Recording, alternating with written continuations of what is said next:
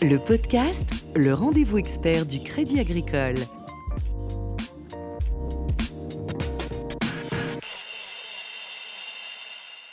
Bonjour à tous et bienvenue dans le podcast à l'occasion de la Coupe du Monde féminine 2019 organisée en France. Le podcast s'intéresse aux femmes, au sport, à l'émancipation des femmes par le sport et un peu aussi à l'équipe de France de foot féminine.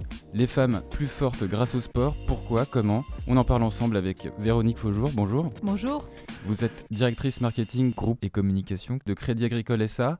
On va voir avec vous de quelle manière les femmes s'émancipent à travers le sport. Avant cela, qu'est-ce que vous mettriez après le mot émancipation ? Émancipation par rapport à qui ? Par rapport à quoi ?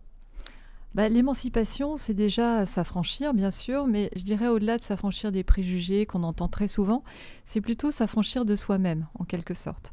Et c'est ça le pari le plus important qui est devant nous, nous les femmes, c'est sans doute de prendre le contrôle de soi, de sa trajectoire de vie, d'oser être soi, et donc, en quelque sorte, de dépasser ses propres limites. Et ça, le sport, pour ça, est un vecteur extraordinaire.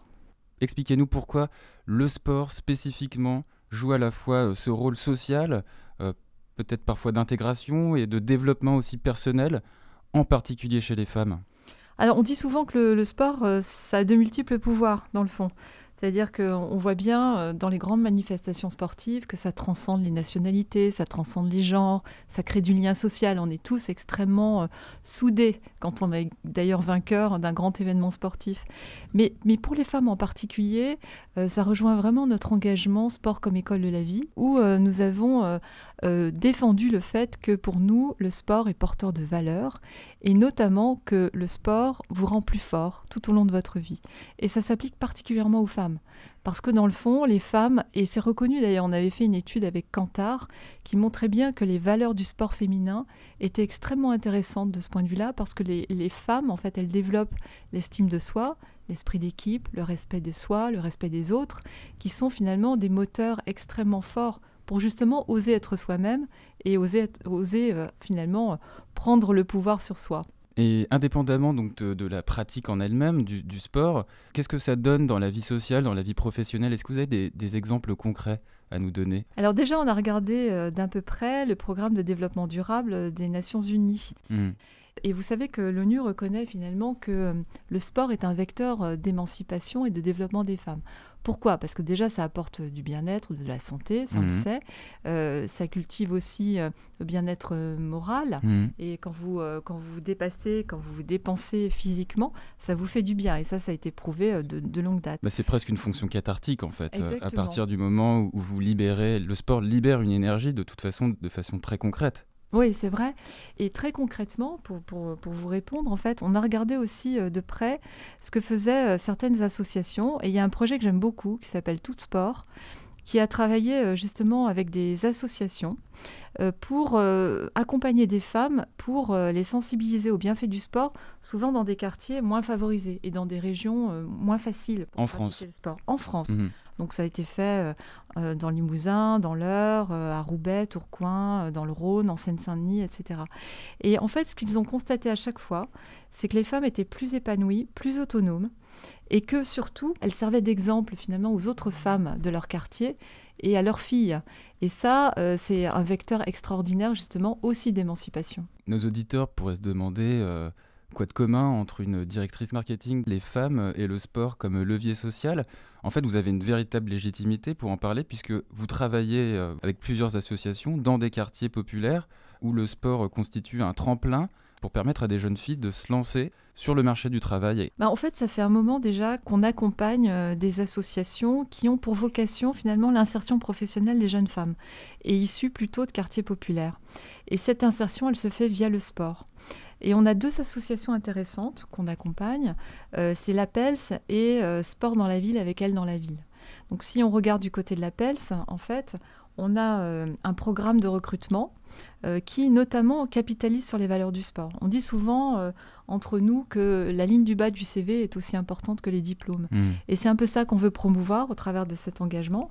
Et on a justement depuis 2016, je crois, environ plus de 80 jeunes qui ont été intégrés par nos caisses régionales en contrat de professionnalisation ou en CDI, dont une bonne moitié de jeunes femmes. Et puis, côté sport dans la ville, avec Elle dans la ville, on accompagne par le sport encore des jeunes filles dans leur épanouissement personnel et aussi dans leur insertion professionnelle. Et on a accompagné plus de 1000 jeunes filles, je crois que c'est 1300, enfin c'est un chiffre considérable.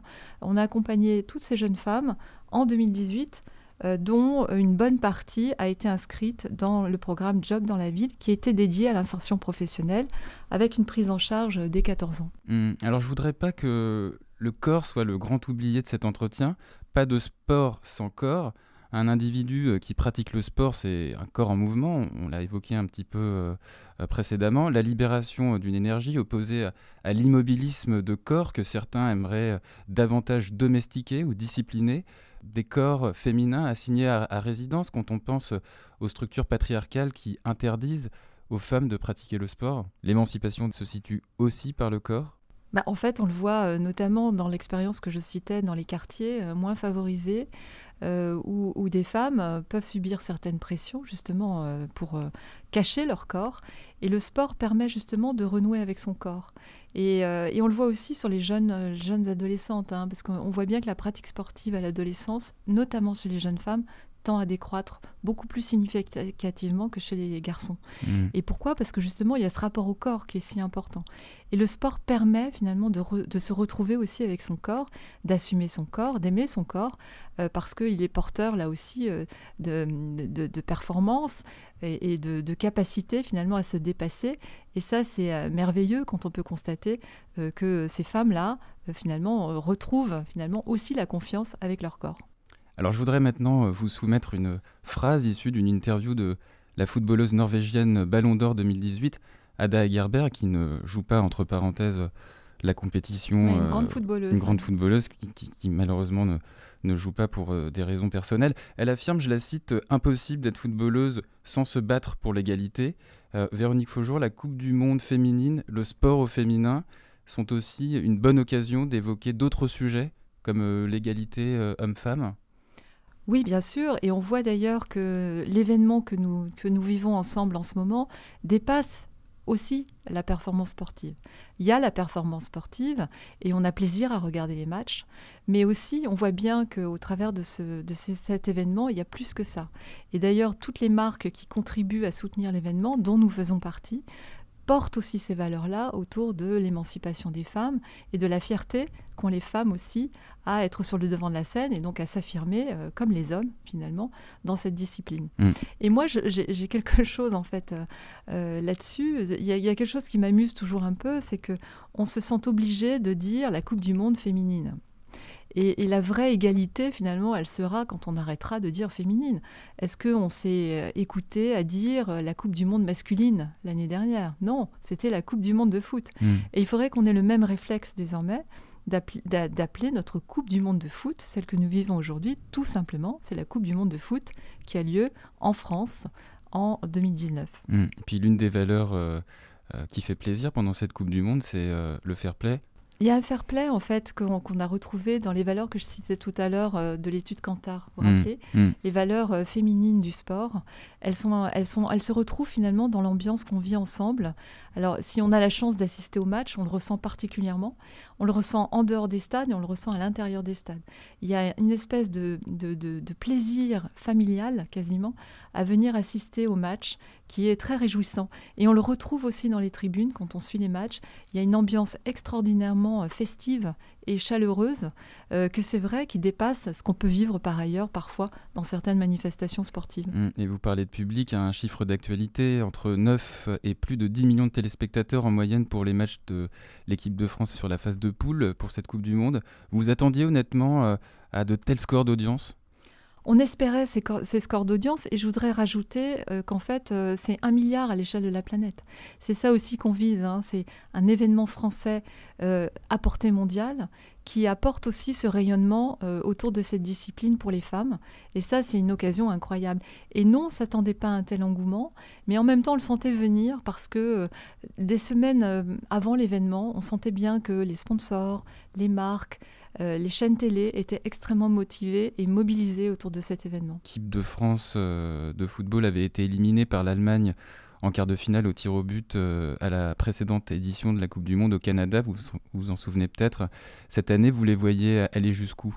Jusqu'où elles pourront aller, je pense qu'elles peuvent aller très loin, nos championnes, et j'espère en finale.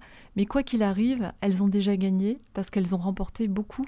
C'est-à-dire elles ont remporté le cœur des Français dès maintenant. Donc c'est déjà une très grande victoire. Véronique Faujour, directrice marketing, groupe et communication de Crédit Agricole SA, merci.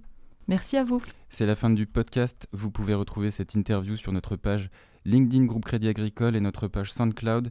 Vous pourrez poser vos questions à nos prochains invités via notre page LinkedIn et Twitter. À très bientôt. Le podcast, le rendez-vous expert du Crédit Agricole.